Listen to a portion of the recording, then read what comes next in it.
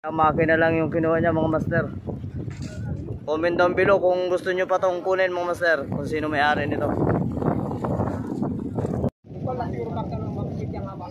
Yan mga master, ito yung makina. Comment down below kung sino may-ari niyan. Makina lang yung kinuha niya mga master. Wasak daw yung makina. Ay yung bangka. Anong wasak? Wasak yung parka.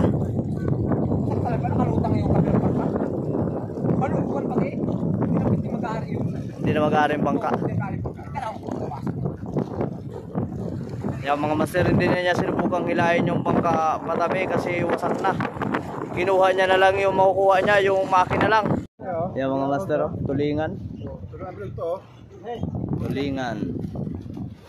Dami niyang huli. Isang veterano dito mga master. Pinakamalupit dito yan sa Barangay Davila. Si Bibico.